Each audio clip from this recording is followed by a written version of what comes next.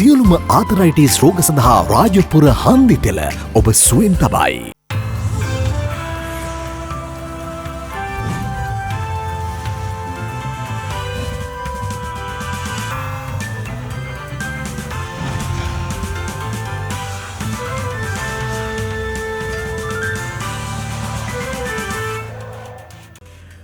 ආයුබෝවන් යථාර්ථවාදීව ලෝකයේ දෙස බලන්නට සත්‍ය සිදුවීම් සම්පින්ඩනයක පුවත් දිගහැරුම ශ්‍රද්ධා රූපවාහිනී 6:30 ප්‍රධාන ප්‍රවෘත්ති විකාශය සමගින් මම ලකිඳුණු අංග ප්‍රථමයෙන් සිරස්තල.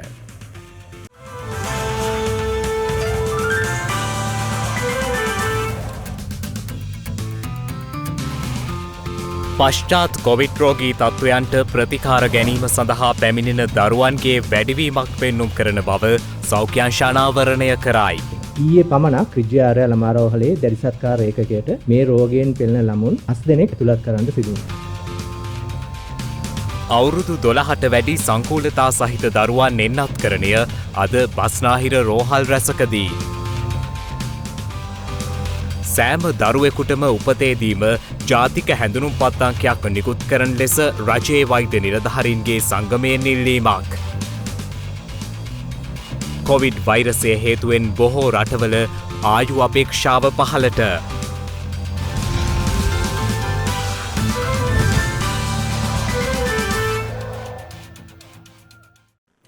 දීමනා කප්පාදු ඇතුළු ඉල්ලීම් කිහිපයක් මුල් කර ගනිමින් සෞඛ්‍ය වෘත්තීය සමිතියක මුතුව වැඩවර්ජනයක් ආරම්භ කරනු ලැබුවා. මේ හේතුවෙන් ප්‍රතිකාර කටයුතු සඳහා රෝහල් වෙත පැමිණි ජනතාව දැඩි අපහසුතාවයකට පත්ව සිටියා. සෞඛ්‍ය සේවක දීමනා කප්පාදුවට එරෙහිව අද පෙරවරු 7ට ආරම්භ වූ වැඩවර්ජනය මධ්‍යහන 12ට අවසන් කෙරුණා. පැය 5ක කාලයක් සඳහා ආරම්භ කරන ලද මෙම සංකේත වැඩවර්ජනය හේතුවෙන් රෝහල් වෙත පැමිණි ජනතාව දැඩි අපහසුතාවයකට පත් වුණා.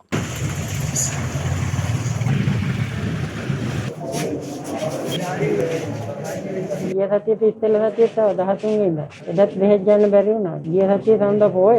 අදත් මේ ආව ඇවිල්ලා ඉන්න දැන් ඉතින් මේ බලාගෙන. අද නැති කියලා මේ කී කට්ටිය යන්නලා ඇතුළේ මේ පොත් එහෙම ගත්ත ඇතුළට තීනකන් නැහැ. ඉතින් මේ දැන් ඉන්නේ? දැන් ඉන්නේ පොතට ඇතුළට ගත්ත පොත් ටික බලාගන්න.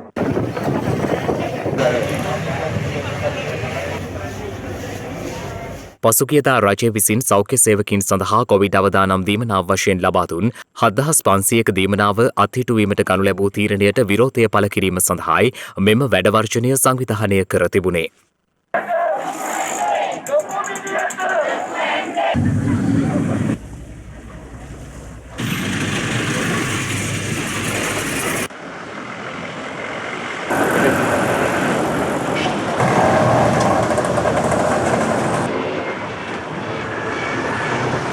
ඉතාම මානුෂීය පදනමකින් තමයි මේ ක්‍රියාමාර්ගයට අද සෞඛ්‍ය වෘත්තීය සමිතිය එකමුතුව ප්‍රවිෂ්ඨ වෙන්නේ. මේ ක්‍රියාමාර්ගය ඇතුළේ තවම අපිට විසඳුමක් දෙන බවක් හරි පැහැදිලිවම කියලා නැහැ. ඒ නිසා මේ தත්ත්වය එන්න නරක වෙනවා කියන කාරණය තමයි අපිට කියන්න තියෙන්නේ. ආණ්ඩුව අද දවසේ මේ ක්‍රියාමාර්ගය ඇතුළේ අපට විසඳුමක් දෙන්නේ නැත්නම් අපි ආණ්ඩුවට සෞඛ්‍ය බලධාරීන්ට දින 3ක කාලයක් දෙනවා. ඉදිරි දවස් 3 ඇතුළත අපට උත්තරයක් දෙන්නේ නැත්නම් අපි අනිද්දා සෞඛ්‍ය වෘත්තීය සමිතිය එකමුතුව විදියට එකතු වෙලා මේට වඩා බරපතල තීරණයක් ගන්නවාමයි වෙන විකල්පයක් නැහැ.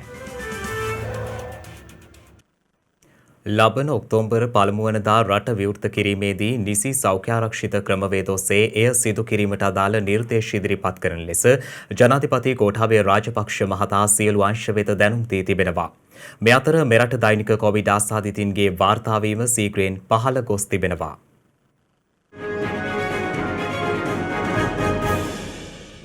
අද දිනේදී නව කොවිඩ් ආසාදිතින් 715 දෙනෙකු හඳුනා ගැනීමත් සමග මෙරට සමස්ත කොවිඩ් ආසාදිතින් සංඛ්‍යාව 5,14,324ක් දක්වා ඉහළ ගියා.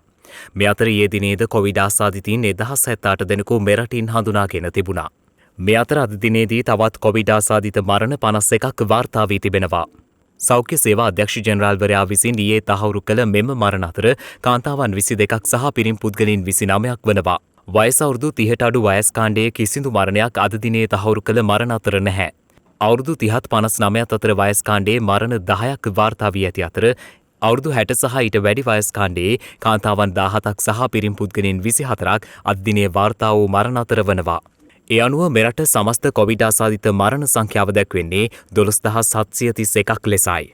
මේ අතර නියෝජ්‍ය සෞඛ්‍ය සේවා අධ්‍යක්ෂ ජනරාල් විශේෂඥ වෛද්‍ය හේමන්ත හේරත් මහතා ප්‍රකාශ කළේ රට යළි විවෘත කරද සෞඛ්‍ය මාර්ගෝපදේශ පිළිබඳව ජනතාවට දැඩි වගකීමක් පවතින බවයි. රෝගීන්ගේ ඉතාමත්ම සැලකිය යුතු අඩුවීමක් තියෙනවා. නමුත් මේ සංඛ්‍යාව අපි දන්නවා තවමත් ඊයේ දිනේදීත් 1000 ඉක්මවලා තිබුණා. තවමත් 1000 ඉක්මවලා වාර්තා වනවායි කියන්නේ 100%ක් සෑහීමකට පත් වෙන්න පුළුවන් දෙයක් නෙවෙයි. ඒ වගේම දිවයිනේ විවිධ ප්‍රදේශවලින් තවමත් රෝගීන් වාර්තා වෙනවා. මේ තත්ත්වය සමනය කිරීම සඳහා යම් ආකාරයකට රට විවෘත කළත් මේ රෝගය බෝවීමට තියෙන ඉඩකඩ අවම වෙන ලෙස සිරීම වැදගත් වෙනවා. එසේ නොවුනොත් ඒකේ ප්‍රතිඵල දවසකින් අපිට ලැබෙන්නේ නැහැ. ඒකේ ප්‍රතිඵල ලැබෙන්නේ තවත් දවස් 14ක් විතර ගියාට පස්සේ. එතකොට අපිට ප්‍රමාද වැඩි. අවදානම පහ වෙලා නැහැ. දැන් මේ රෝගීන් අඩු වුණත් මරණ අඩු වුණත් රටේ ජනතාව දැනගන්න ඕන කොවිඩ් අවදානම තියෙනවා. ඒ නිසා එන්නත ලබා ගත්තත් මුව ආවරණය පැළඳීම අර සෞඛ්‍ය හුරු පුරුදු ටික පිළිපැදීම ඉතාමත් වැදගත් වෙනවා. මොකද එහෙම කෙරුවොත් තමයි රට අරින්න පුළුවන් වෙන ඉස්කෝල ටික අරගන්න පුළුවන් වෙන විශ්වවිද්‍යාල ටික අරගන්න පුළුවන් වෙන සාමාන්‍ය ඒ කියන්නේ අලුත් ජීවන රටාවකට අපිට හුරු වෙන්න සිද්ධ වෙනවා. ශ්‍රී ලංකා ආයුර්වේද ඖෂධ සංස්ථාවේ වන්මාර්ට් ඩිජිටල් යෙදුම හරහා ඖෂධ නිවෙස්වලට බෙදා හැරීමේ වැඩසටහන අද නාරාහින්පිට ආර්ථික මධ්‍යස්ථානයෙන් ආරම්භ කෙරුණා. ඒ දේශීය වෛද්‍ය රාජ්‍ය අමාත්‍ය සිසිර ජයකොඩි මහතාගේ ප්‍රධානත්වයෙන් අපි දන්න අපේ රටේ දේශීය වෛද්‍ය ක්‍රමය ගැන විශාල විශ්වාසයක් ප්‍රසාදයක් ඇති වෙලා තියෙනවා. ඉතින් ඒත් ගුණාත්මක භාවයෙන් යුතු ඖෂධ ලබා ගැනීම පිළිබඳ ගැටලුවක් අපේ රටේ ජනතාවට තියෙනවා. ඒ වගේම පහසුකම් තාම අඩුයි, තාක්ෂණය යොදා ගැනීම තාම අඩුයි. ඉතින් ඒ නිසා අපි මේ උත්සාහ කරමින් සිටින්නේ දේශීය වෛද්‍ය ක්‍රමයට නවීන තාක්ෂණය උපයෝගී කරගෙන පාරිභෝගිකයන්ට වඩා පහසු ක්‍රමවේදයක් කරා ඖෂධ ලබා දීමේ වැඩපිළිවෙල. මේ අතර නිදන්ගත රෝගවලින් පෙළෙන සහ විශේෂ අවශ්‍යතා සහිත අවුරුදු 12ට වැඩි දරුවන්ට එන්නත් කිරීමේ කටයුතු බස්නාහිර පළාතේ සියලු ප්‍රධාන රෝහල්වල අද ආරම්භ කෙරුණා. මේ යටතේ බස්නාහිර පළාතේ සියලුම ශික්ෂණ රෝහල්, මහ රෝහල්, දිස්ත්‍රික් රෝහල් සහ මූලික රෝහල් තුලදී අදාළ දරුවන්ට ෆයිසර් එන්නත් ලබා දීම සිදු කරන බවයි සෞඛ්‍ය අමාත්‍යාංශය සඳහන් කළේ. අද වන විට අපි ළමයි 400කට පමණ ප්‍රතිශක්තිකරණය ලබා දීලා තියෙනවා. මේන් කිසිම ළමයෙක්ට දරුණු කිසිම ආබාධයක් හැදුන්නේ නැහැ. ප්‍රතිශක්තිකරණයට පස්සේ ඒකින්ද පොඩ්ඩක්වත් බය වෙන්න එපා. දෙමව්පියෝ මේ එන්නත ලබා දෙන්න දරුවන්ට. මොකද මේ එන්නත මගින් අපේ දරුවන්ට කොවිඩ් වලින් ආරක්ෂාව ලබා දෙනවා. කොවිඩ් රෝගේ හැදෙන එක වළක්වීම විතරක් නෙමෙයි, කොවිඩ් රෝගේ හැදුනොත් ඒ ඇති වෙන සංකූලතා අවම කරනවා සහ මරණ අවම කරනවා. මෙහිදී අපි සියලු දෙනාගෙන්ම ඉල්ලා සිටින්නේ Tamanට අදාළ සහායනයෙන් මේ පිළිබඳව දැනුවත් කරන තෙක් රෝහල් කරා යන්න එපා.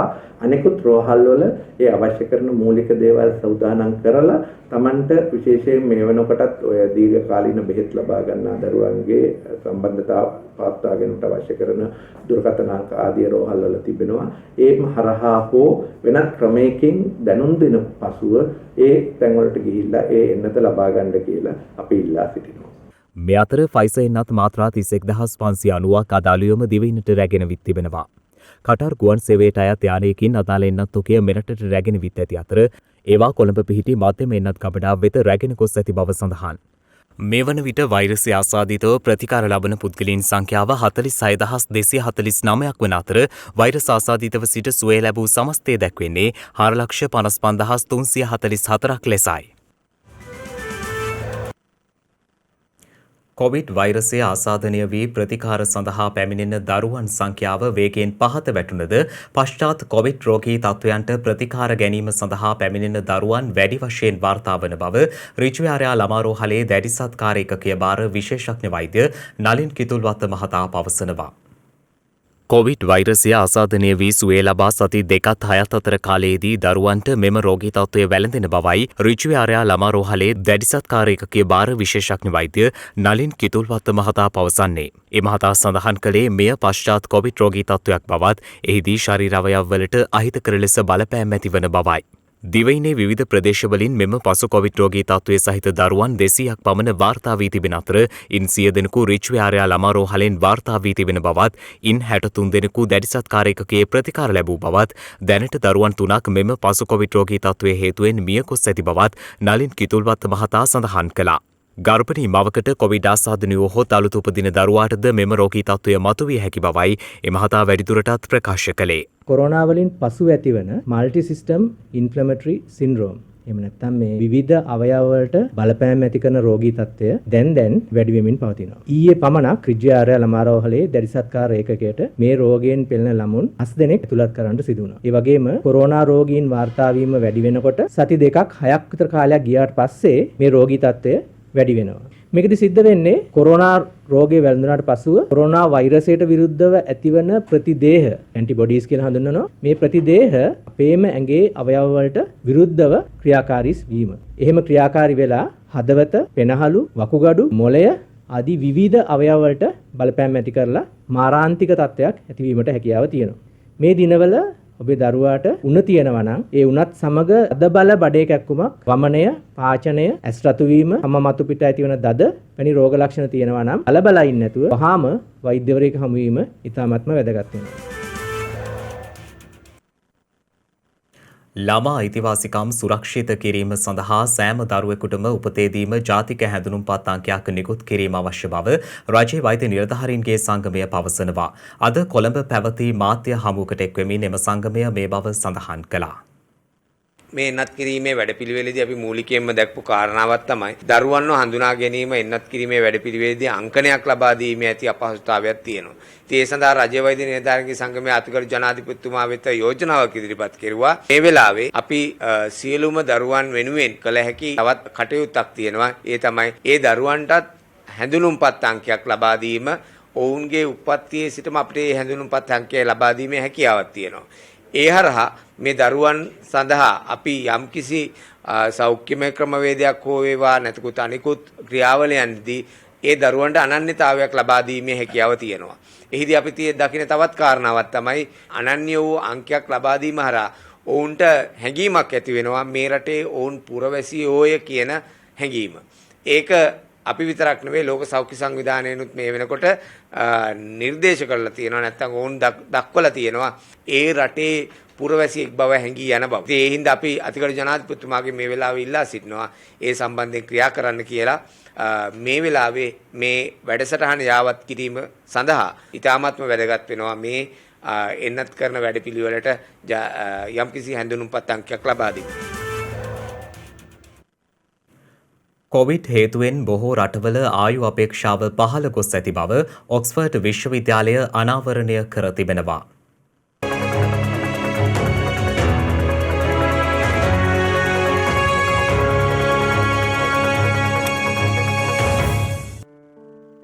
දෙවන ලෝක යුද්ධයෙන් අනතුරුව වර්ෂයකදී වාර්තා වූ ආයු අපේක්ෂාවේ වැඩිම අඩුවීම 2020 දී වාර්තා වී ඇති බව ඔක්ස්ෆර්ඩ් විශ්වවිද්‍යාලය පවසනවා. ඔක්ස්ෆර්ඩ් විශ්වවිද්‍යාලය විසින් අද එළිදැක් වූ පරීක්ෂණ වාර්තාවක දැක්වෙන්නේ ඇමරිකානු ජාතිකයෙකුගේ ආයු අපේක්ෂාව වසර 2කින් පමණ අඩු වී ඇති බවයි. එම පරීක්ෂණය සඳහා දත්ත යොදාගත් රටවල් 29කින් 27කම ආයු අපේක්ෂාව පහළ ගොස් තිබූ බවද එම පරීක්ෂණ වාර්තාවේ දැක්වෙනවා. ඇමරිකාව, චිලි සහ යුරෝපයේ රටවල් වලින් එම දත්ත ලබාගෙන තිබූ බවයි විදෙස් මාධ්‍ය වාර්තා කර ඇත්තේ. මේ වන විට ලෝපුරා කොවිඩ් මරණ මිලියන 5කට ආසන්න වශයෙන් වාර්තා වී ඇති අතර ඔක්ස්ෆර්ඩ් විශ්වවිද්‍යාලය පෙන්වා දෙන්නේ ඒ අනුව ලොව බොහෝ රටවල ආයු අපේක්ෂාව පහළ යාමට කොවිඩ්-19 වෛරසය හේතු වී ඇති බවයි. මේ අතර තුන්වන කොවිඩ් එන්නත් මාත්‍රාවක් ලබා දීමට ජපාන රජය අනුමැතිය ලබා දී තිබෙනවා. එරට එන්නත් කටයුතු භාර අමාත්‍ය කොනෝ ටාරෝ මහතා සඳහන් කළේ වසර අවසානයේදී සෞඛ්‍ය සේවකීන්ට තුන්වන එන්නත් මාත්‍රාව ලබා දෙන බවයි. ඒ අනුව වයෝවෘද්ධ පුද්ගලයන් සඳහා ලබන වසර මුලදී තුන්වන එන්නත් මාත්‍රාව ලබා දෙන බවද ඔහු සඳහන් කර තිබෙනවා. මේ වන විට ජපාන ජනගහනයෙන් 54%ක් පූර්ණ එන්නත්කරණයට ලක් කර ඇති බවයි එරට සෞඛ්‍ය අංශය පෙන්වා දෙන්නේ. එමෙන්ම වැඩිහිටි ජනගහනයෙන් 90%ක එන්නත් ලබා දී ඇති බවද එරට මාධ්‍ය වාර්තා කළා. ජපානයෙන් මේ වන විට වාර්තා වන සමස්ත කොවිඩ් ආසාදිතයින් සංඛ්‍යාව 16,89,899ක්. එමෙන්ම රටින් සමස්ත මරණ 17,421ක් වාර්තා වී තිබෙනවා. මේ අතර අද උදෑසනින් අවසන් වූ පැය 24 තුළ ඉන්දියාවෙන් නව කොවිඩ් ආසාදිතයින් 27,022ක් වාර්තා වී තිබෙනවා. එය පෙර දිනට වඩා 4.3%ක පහත වැටීමක් බවයි ඉන්දිය සෞඛ්‍ය අමාත්‍යාංශය සඳහන් කළේ. ඊයේ දිනේ තවත් කොවිඩ් මරණ 277ක්ද ඉන්දියාවෙන් වාර්තා වුණා. ඒ අනුව එරට සමස්ත කොවිඩ් මරණ සංඛ්‍යාව 4,47,225ක් දක්වා ඉහළ ගියා. ගත වූ පැය 24 තුළ අසාදිතින් 16,000ක් සහ මරණ 120ක්ම වාර්තා වී ඇත්තේ කේරළ ප්‍රාන්තයෙන්. එසේ වෙතත් එරට සෞඛ්‍ය අංශ පෙන්වා දෙන්නේ ගත වූ මාසයක පමණ කාලයක සිට ඉන්දියාවෙන් වාර්තා වන කොවිඩ් ආසාදිතින්ගේ සහ මරණ සංඛ්‍යාවේ අඩුවීමක් දක්නට ලැබෙන බවයි. ඔවුන් පෙන්වා දෙන්නේ සාර්ථක එන්නත්කරණයේ හේතුවෙන් මෙලෙස ආසාදිතින් සහ මරණ වාර්තා වීම පාලනය කිරීමට හැකියාව ලැබී ඇති බවයි. අත්‍යවශ්‍ය ද්‍රව්‍ය කිහිපයක මිල සංශෝධනය කිරීම සම්බන්ධයෙන් පසුගියදා ජීවන වියදම් කමිටුව විසින් සිදු කරන ලද සාකච්ඡාවල අවසන් තීරණය අද අමාත්‍ය මණ්ඩල රැස්වීමේදී ගනු ලබනවා. මේ අතර පවතින සහතික මිල මත ඉදිරියේදී සහල් නිෂ්පාදනය අත්හිටුවීමට තමන්ට සිදුවන බව සහල් මෝල් හිමියන් පවසනවා. රට තුළ පවතින ආර්ථික අර්බුදය හමුවේ වෙළඳපොළෙහි අත්‍යවශ්‍ය ද්‍රව්‍ය කිහිපයක දැඩි හිඟයක් මතුව තිබෙනවා. ලෝක වෙළඳපොළ තුළ භාණ්ඩ මිල ඉහළ යාම ඩොලරයට සාපේක්ෂව රුපියල් අප්‍රමාණය වීම මත කිරිපිටි ගෑස් ඇතුළු අත්‍යවශ්‍ය ද්‍රව්‍ය ආනයනකරුවන් විසින් වරින් වර මිල ඉහළ තැබීම සඳහා ඉල්ලීම් සිදු කරනු ලැබුවා. කෙසේ වෙතත් ඒ සඳහා රජය විසින් අවසර ලබා දීමට කටයුතු කරනු ලැබුවේ නැහැ. ඒ අනුව ආනයනකරුවන් විසින් සිය ආනයන කටයුතු සීමා කිරීමත් සමග වෙළඳපොළ තුළ කිරිපිටි ගෑස් ඇතුළු අත්‍යවශ්‍ය ද්‍රව්‍ය හිඟයක් මතුවූ අතර පවතින තත්ත්වය සැලකිල්ලට ගනිමින් පසුගියදා රැස් වූ ජීවන වියදම් කමිටුව විසින් අත්‍යවශ්‍ය භාණ්ඩ කිහිපයක් සඳහා මිල සංශෝධනයක් සඳහා සාකච්ඡා සිදු කරනු ලැබුවා. කෙසේ නමුත් ඒ සම්බන්ධයෙන් වන අවසන් තීරණය අද පැවැත්වෙන අමාත්‍ය මණ්ඩල රැස්වීමෙන් අනතුරුව ගනු ඇති. මේ අතර මේ වන විට වෙළඳපොළ තුළ දැඩි සහල් හිඟයක්ද මතුව තිබෙනවා. ව්‍යාපාරිකින් පවසන්නේ සහල් මෝල් මගින් සහල් නිෂ්පාදනය කොට වෙළඳපොළට නිකුත් නොකිරීම මත මෙම සහල් අර්බුදය මතුව ඇති බවයි. අපි මෝලක දැන් අඩු ගානේ ටෙලිෆෝන් 50ක් කතා කරත් එක් සමහරට ෆෝන් ආන්සර් කරන්නේ නැහැ. එහෙම නැත්නම් ඒ කට්ටිය කියන්නේ හාල් අපේ මෝල් වහලා. අපිට දෙන්න විදියක් නැහැ. පාරිභෝගික වෙනවා කඩේට හාල් නැහැ. මං හිතන්නේ මගේ ජීවිත කාලෙටම හාල් වික්ක නැති පළවෙනි අධියර තමයි මේක. හාල් එනවාඩුවේ කියන්නේ පාර්ලිමේන්තුවට ලබා දෙන්න මෝල් හිමියෝ කැමති වෙලා නැහැ. ඒ නිසා අපිට විකුණන්න බැරි පාර්ලිමේන්තු උඩින්. ඒ නිසා අපිට ගෙන්නන්න නැතුව ඉන්නවා. හාල් ගන්න විදියක් නැහැ අපිට. එහෙන් ගණන් වැඩි දෙනවා කියන මිනිස්සු දෙන්නේ නැහැ. කිසිම හාලක් නැහැ. සුදු කැකුළුවත් නැහැ අඩු ගානේ මිනිස්සු පුදුම විදියට හොයන් එන්නේ. පා වෙනව නෑ නෑ කියලාම. එසේම පවතින සහතික මිල සම්බන්ධයෙන් සහල් මෝල් හිමියන් පවසන්නේ අදාළ සහතික මිල ඉහළ දැමීමට කටයුතු නොකළහොත් සහල් නිෂ්පාදනය නතර කිරීමට තමන්ට සිදුවන බවයි. 2019 වසරේදී එල්ල වූ අන්තවාදී ත්‍රස්ත ප්‍රහාරය හේතුවෙන් බිඳ වැටුණු මෙරට සංචාරක කර්මාන්තය පවතින කොවිඩ් වසංගතය හේතුවෙන්ද දැඩි අර්බුදයකට මුහුණ පා සිටිනවා. එසේම කොවිඩ් වසංගතය හේතුවෙන් සමස්ත ලෝකයේහිම සංචාරක ක්ෂේත්‍රයට එල්ල වී ඇත්තේ දැඩි බලපෑමක්. එවන් පසුබිමක් තුළ ලෝක සංචාරක දිනය අදට යෙදී තිබෙනවා.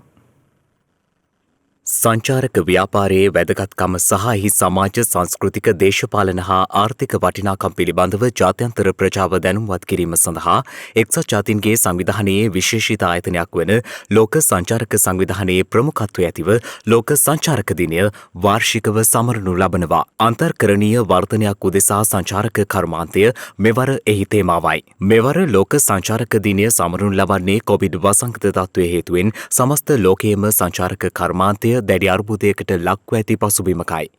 මේ අතර සංචාරක දිනය නිමිත්තෙන් පණිවිඩයක් නිකුත් කරමින් අග්‍රාමාත්‍ය මහින්ද රාජපක්ෂ මහතා පෙන්වා දෙන්නේ වසංගත තත්ත්වය හමුවුවද ඊට මුහුණ දෙමින් රටක් ලෙස ඉදිරියට යාමේ අභිප්‍රාය කිසි ලෙසකත් ගිලිහි නොමැති බවයි. එම නිසා ලොව තිරසර ඉලක්කයන්ටද ගැලපෙන පරිදි පරිසර හා සංස්කෘතික හිතකාමී සංචාරක කර්මාන්තයක් ගොඩනැගීම රජයේ අරමුණ බවද අග්‍රාමාත්‍යවරයා සඳහන් කර තිබෙනවා. එමෙන්ම ශ්‍රී ලංකාවේ ආර්ථිකය ශක්තිමත් කර ගැනීමේදී සංචාරක කර්මාන්තයෙන් ඊට ලැබෙන දායකත්වය සුළුපටු නොමැති බවද මිලියන 3කට ආසන්න මෙරට ජනතාවක් ඍජු හා වක්‍ර ලෙස සංචාරක ව්‍යාපාරය හා සම්බන්ධව සිටින බවද අග්‍රාමාත්‍යවරයා සිහිපත් කර තිබෙනවා. යුද්ධය නිමාවීමෙන් පසු පැවති සාමකාමී නිදහස් වාතාවරණය මෙරට සංචාරක ව්‍යාපාරයේ සීක්‍ර දියුණුවට බලපෑ අතර පසුකාලීනව රට තුළ ඇති වූ අනාරක්ෂිත සිදුවීම් මෙන්ම තවමත් අවසානයක් නොපෙනෙන කොවිඩ් වසංගතය හේතුවෙන් සංචාරක කර්මාන්තයත් එහා බැඳී සිටින ජනතාවත් දිගුකාලීන පීඩාවට ලක් වූ බවද එම පණිවිඩයේ වැඩිදුරටත් සඳහන්. ඉදිරි කාලය තුලත් දිවයිනේ දිස්ත්‍රික්ක කිහිපයකට වැසි හෝ ගිගුරුම් සහිත වැසි ඇති විය හැකි බව කාලගුණ විද්‍යා දෙපාර්තමේන්තුව දැනුම් දෙනවා. මේ අතර දිස්ත්‍රික්ක 5ක ප්‍රදේශ කිහිපයක් සඳහා ජාතික ගොඩනැගිලි පරීක්ෂණ සංවිධානය විසින් නායාම් අනතුරු ඇඟවීම් නිවේදන නිකුත් කර තිබෙනවා. සක්‍රිය වී ඇති නිරත දිග මෝසම් තත්ත්වය මත සබරකමුව පළාතේත් මහනුවර නුවරඑළිය කළුතර ගාල්ල සහ මාතර දිස්ත්‍රික්කවල ඇතැම් ස්ථානවලට මිලිමීටර 100ට වැඩි තද වැසිද ඇතිවිය හැකියි. දිවයිනේ සෙසු ප්‍රදේශවල තැනින් තැන වැසි හෝ ගිගුරුම් සහිත වැසි අපේක්ෂිත බවයි නිවේදනයක් නිකුත් කරමින් කාලකුණ විද්‍යා දෙපාර්තමේන්තුව සඳහන් කළේ. එසේම ගිගුරුම් සහිත වැසි සමග ඇතිවිය හැකි තාවකාලික තද සුළං වලින් සහ අකුණු මගින් සිදුවන අනතුරු අවම කර ගැනීමට අවශ්‍ය පියවර ගන්නා ලෙසද එම නිවේදනයේ සඳහන්. එමෙන්ම දිවයින හරහා විශේෂයෙන් මධ්‍යම කඳුකරේ බටහිර බෑවුම් ප්‍රදේශවලත් උතුරු මැද වයඹ දකුණ සහ බස්නාහිර පළාත්වලත් සුළඟේ වේගය විටින් විට පැයට කිලෝමීටර 50-60ක් දක්වා වැඩි විය හැකියි. පසුගිය දිනවල දිවයිනාවට බෙන්ගාල බොක්ක ප්‍රදේශයේ විශේෂයෙන්ම උතුරු බෙන්ගාල බොක්ක ප්‍රදේශයේ පැවතුණා සුළි කුණාටුවක්. මේක ඊයේ දිනේ සවස් යාම වෙනකොට ඉන්දියාවේ වෙරළබඩ තීරයෙන් ඉන්දියාවේ ගොඩ බිම දෙසට ඇතුළු වෙලා දැන් දුර්වල වෙමින් පවතිනවා. දැන් මෙය පීඩන අවපාතයක් බවට ක්‍රමයෙන් අඩු වෙන තත්ත්වයක් තමයි පෙනෙන්නේ. කෙසේ නමුත් මේකේ වක්‍ර බලපෑම විශේෂයෙන්ම දිවයින තුල සහ දිවයිනාවට මුහුත් තීරවල තවදුරටත් අපි අද දිනෙත් අපේක්ෂා කරනවා. ඊට අමතරව අපිට ගත්ත හැකි මේ වැසිස් සමග තරමක තද සුළං සහ අකුණු අනතුරු ඇතිවීමේ තත්ත්වයන් තියෙන්න පුළුවන්.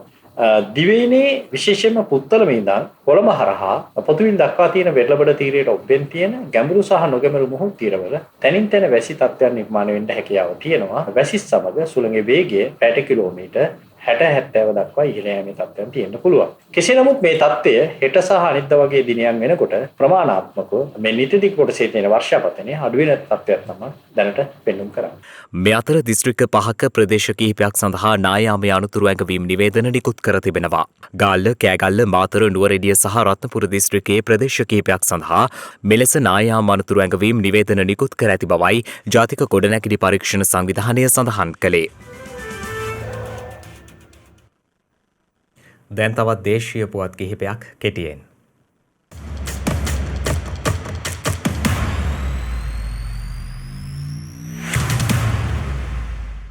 GSP+ බදු සහනය යළි ශ්‍රී ලංකාවට ලබා දීම සම්බන්ධයෙන් සාකච්ඡා කිරීමට යුරෝපා සංගමයේ විශේෂ නියෝජිත පිරිසක් අද දිවයිනට පැමිණියා. විදේශ අමාත්‍යාංශය සඳහන් කළේ ඔවුන් හෙට සිට ඊට අදාළ කටයුතු ආරම්භ කරනු ඇති බවයි. මේ සම්බන්ධයෙන් සාකච්ඡා කිරීමට අදාළ යුරෝපා සංගමයේ නියෝජිත කණ්ඩායම විදේශ අමාත්‍ය මහාචාර්ය ජී.එල්. පීරිස් මහතා සමගද සාකච්ඡා පවත්වනවා. අදාළ සාකච්ඡාව ලබන මාස පළමු වනදා පැවැත්වීමටයි සැලසුම් කර ඇත්තේ. සඳහිරු සෑයේ උතුම් චූඩාමාණික්‍ය සහ කොත් වහන්සේ මේ වන විට කළුතර බෝධි පරිශ්‍රයේ තැන්පත් කර තිබෙනවා. දැඩි සෞඛ්‍ය මාර්ගෝපදේශයන්ට අනුව දිනපතා ගරුතර මහා සංඝරත්නයේ ප්‍රධානත්වයෙන් මෙහිදී ආගමික වතාවත් සිදු කෙරෙන අතර ඉදිරියේදී චූඩාමාණික්‍ය සහ කොත් වහන්සේ රැකතු රථ පෙරහර අනුරාධපුරය දක්වා දිවයිනේ ප්‍රදේශ රැසක් ආවරණය වන පරිදි වීථි සංචාරය කිරීමට නියමිතයි.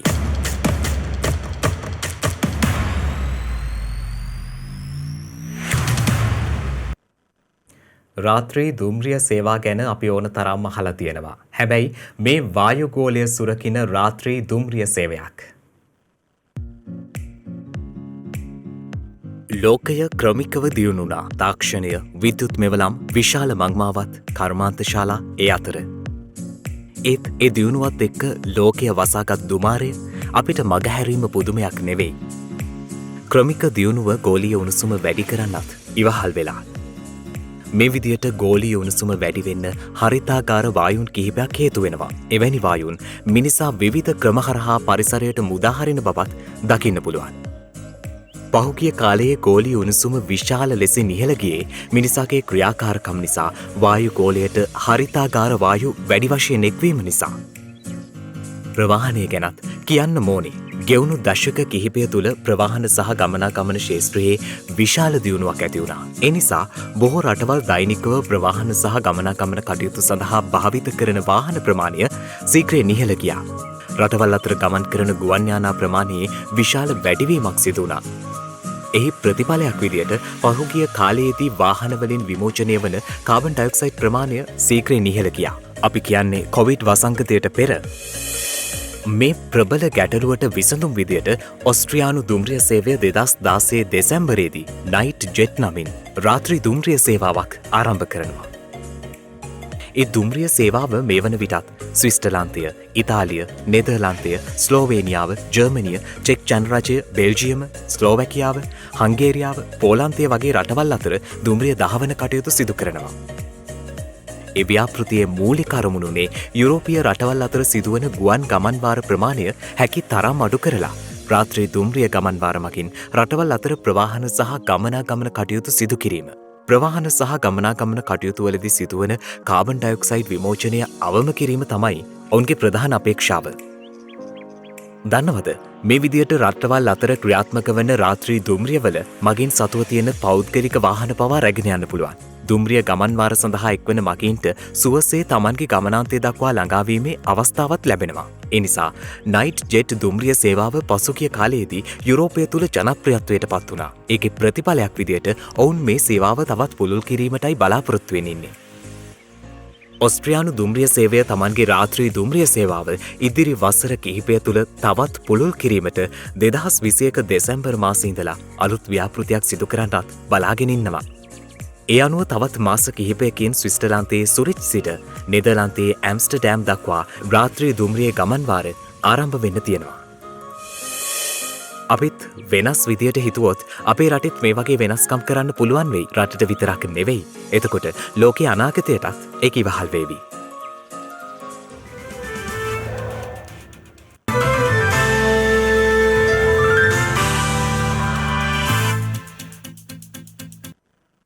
අවධානය විදෙස් පුවත් වෙත. ගුලාබ් සුලිකුණාටුව හේතුවෙන් ඉන්දියාවේ ප්‍රදේශ දෙකකට ඉන්දිය කාලගුණ විද්‍යා දෙපාර්තමේන්තුව මගින් රතු නිවේදනයක් නිකුත් කර තිබෙනවා. බෙංගාල බොක්ක උතුරු ප්‍රදේශයේ වර්තනය වී නැගෙනහිර ඉන්දියාව දෙසට ඇතුණු ගුලාබ් සුලිකුණාටුව පැයට කිලෝමීටර් 95ක වේගයක් සහිතව ඊයේ රාත්‍රියේ ඉන්දිය නැගෙනහිර වෙරළින් එරටට ඇතුළු වී තිබෙනවා. ඒ හේතුවෙන් ආන්ධ්‍රා ප්‍රදේශ සහ ඔඩිෂා ප්‍රාන්තවලට අධික වර්ෂාපතනයක් වාර්තා වී ඇති බවයි එරට මාධ්‍ය වාර්තා කළේ. එමෙන්ම ඉන්දියාවේ ආන්ධ්‍රා ප්‍රදේශ සහ ඔඩිෂා ප්‍රාන්තවලට සුලිකුණාටු පිළිබඳ රතු අනතුරු ඇංකවීම් නිවේදනද නිකුත් කර තිබෙනවා. අදාළ ප්‍රදේශවලට තවදුරටත් තදුසුලන් සමග ධාරානිපාත වැසී ඇති විය හැකි බවටයි එරට කාලගුණ බලධාරීන් අනතුරු අඟවා ඇත්තේ. මේ වන විට අපදා කණ්ඩායම් වෙරළාසන්න අවදානම් ප්‍රදේශවලින් ජනතාව ඉවත් කර ගැනීමට පියවර ගෙන ඇති බවද ඉන්දිය මාධ්‍ය වාර්තා කළා.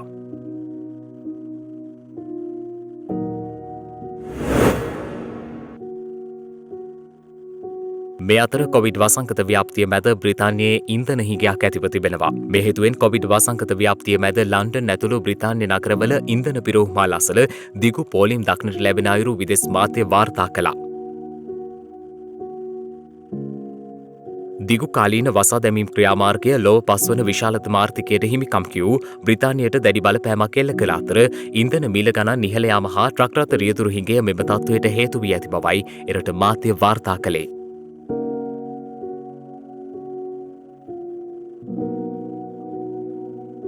එරට ප්‍රධාන පෙළේ ඉන්ධන සමාගමක් වන BP සිය ඉන්ධන පිරවුම්හල් 1200ක් තාවකාලික වසා දැමීමට පියවරගෙන ඇත්තේ රියතුරු හිඟය හේතුවෙන්. කෙසේ නමුත් රට තුළ අවශ්‍ය තරම් ඉන්ධන තොග ඇති බැවින් අනිසි බියක් ඇති කර නොගන්නා ලෙසයි එරට බලධාරීන් ජනතාවගෙන් ඉල්ලීම් කර ඇත්තේ.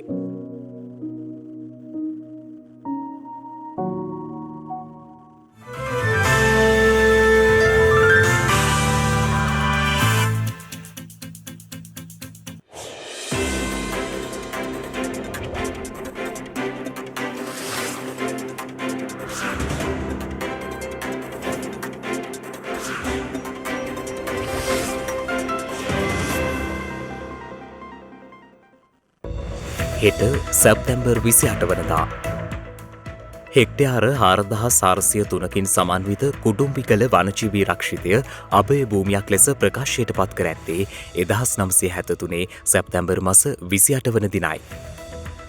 ජලපීතිකා රෝගය මිනිසුන් සහ සතුන් කෙරෙහි ඇති කරන බලපෑම පිළිබඳව දැනුම්පත් කිරීම, අවදානම් සහිත ප්‍රජාවන් තුළ රෝගය වළක්වා ගත හැකි ආකාරය පිළිබඳ තොරතුරු සහ උපදෙස් ලබා දීම මෙන්ම ජලපීතිකා මර්ධනය සඳහා වැඩි උත්සාහයක් දැරීම සඳහා නම් කරන ලද ලෝක ජලපීතිකා දිනය සැප්තැම්බර් මාස 28 වන දිනට යෙදී තිබෙනවා. තොරතුරු ලබා ගැනීමේ ශේත්‍රයේ ප්‍රතිපත්ති හා මාර්ගෝපදේශ පිළිබඳ ජාත්‍යන්තර සාකච්ඡාවලට ලක් කිරීමට සහ සියලු පාර්ශවකරුවන් ඒ සඳහා අවස්ථාව ලබා දීම සඳහා නම් කරන ලද තොරතුරු විශ්වීය ප්‍රවේශය සඳහා වූ ජාත්‍යන්තර දිනය සැප්තැම්බර් මාස 28 වන දිනට එනම් හෙට දිනට යෙදී තිබෙනවා.